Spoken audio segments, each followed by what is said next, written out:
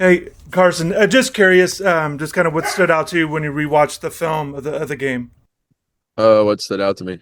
I think the first thing that stood out to me is how physical of a game it was. Obviously from our guys, but from them as well. They played their butt off, and I have the utmost respect for that team. I mean, they're going to be really good this year. But it was just a physical war, and it's always fun to start the year off like that. And I was really proud of the way that our guys played. I thought, in the face of adversity, we handled it very well and were successful when we needed to be, which ultimately, led to us winning the game. All right, Matt. All right. So can you talk a little bit about what you think the offense did best, and then also what you would like to see improve? Um, we made plays. That was what we did the best. We made plays when we needed to. The whole offense, honestly, just across the board, looked really good. I think there's always little mistakes that happen in the first games, which is completely normal.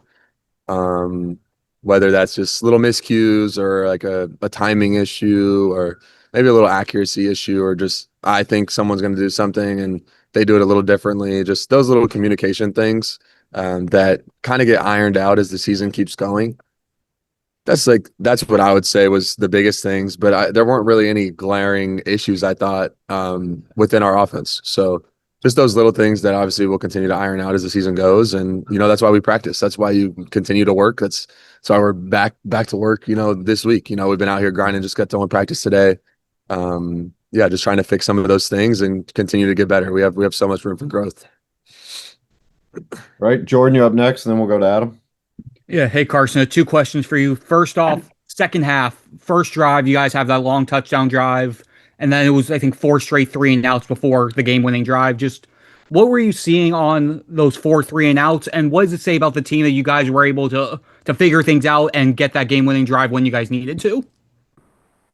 Yeah, the first three and out were a guy slipping on a wet field away from, I think, getting a first down and then just taking off with it. I think we get that first down and we go fast and we create another drive and put it away. But them being able to get a stop on that one, and then continuing kind of a long offensive drive, to start to kind of bring it back, goes to show, we're playing against a good team. They're going to get stops. That's one of the best defenses in the country.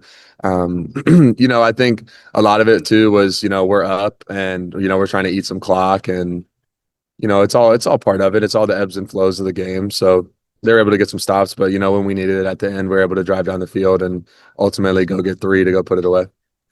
And then secondly, you guys are coming off an emotional high, a big win, top 10 win. Just how do you avoid complacency or avoid letting that get to you guys as you guys prepare for next weekend? And just how do you make sure you guys are staying focused on the task at hand after a big win like that? Yeah, I don't think it's very difficult, honestly. I think this team is very internally driven. All offseason, we worked so hard for the whole entire season, not just Notre Dame, the first game, right? We're very internally driven. We're very hungry. There's a lot of people with a lot of things to prove on this team, and humility is always a week away. I think that's what I'm really trying to stress to a lot of these guys is each and every week matters. Each and every week it presents its own challenge, with a new opponent, and that's the fun of the game. That's what I truly enjoy is the challenge of a new opponent, new people, new faces, new defense, new calls, right? Like, how are we going to scheme these guys up? What are we going to run on offense? Like, that's what I enjoy, and what I think is super fun is you do all this preparation for 12 guaranteed games a year, right? So for us, just thinking humility is always a week away, and we only have 11 more guaranteed opportunities, and just never take any of those for granted. And I think that completely eliminates complacency just by having that mindset and that perspective. Adam, will go to you, and then Tim. Hey Carson, how are you? Good. So just how comfortable did you feel playing behind that offensive line? Obviously, it's the first game, the first actual game you've played with them. So just what was it like playing behind them? Yeah, they played their butt off, and I've been saying this all off season leading up to the season, fall camp, everything, that those dudes, I've never seen a group work the way that they do. And whether that's in the film room, whether that's extra work out on the field.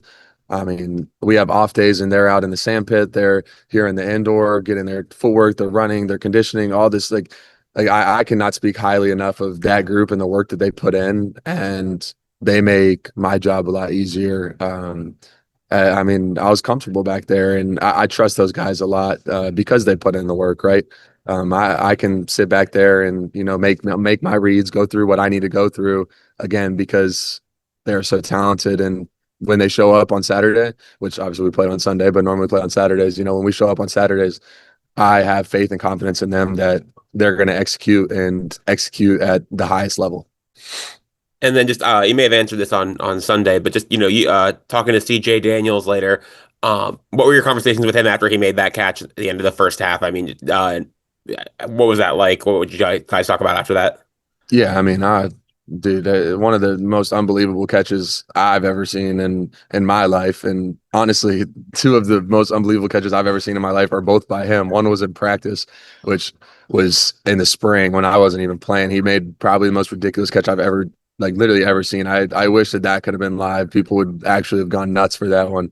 He literally caught it one hand over three different people. But anyways, moving forward to the game, I don't know, man. We just talked, and he's a vet guy like I am. He's played a lot of football, and he understands the game very well. And I think he does a good job of just envisioning plays and seeing things happening before they happen. And we kind of talked about how there was a look that we got in practice on a similar play, and we had talked about just go over the top, and I'm gonna just put it high, and you just go up and get it, and I'll be damned if it didn't happen in a game exactly how we talked about it after practice, just watching film, right? And that's why we do it, right? That's why you practice. That's why you watch film. You go over things. But I mean, I can't speak highly enough about him and the rest of the wide receiver group and the way that they work, not only during practice but in our off time, and just consistently wanting to get better, and then ultimately showing up and executing during the game. All right, Tim, you'll wrap us up.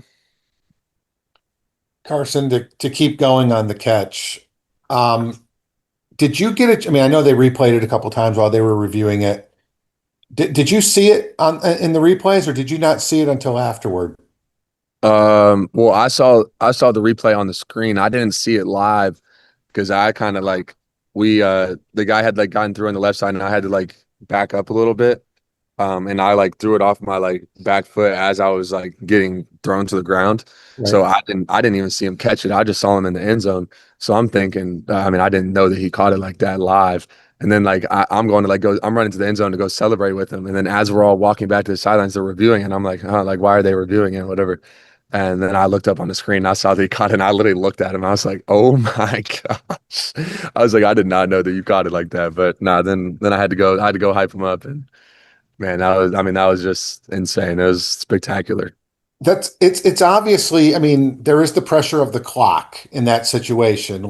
There wasn't a whole lot of time for you guys to come up with much else, but that's a pretty high risk, high reward throw there too. How just to be able to have that sort of confidence in a guy that you've only been teammates with for a short time. How have you two gotten that bond so fast? Trust is everything, and in those situations, that was a game deciding play, right? Let's keep it real.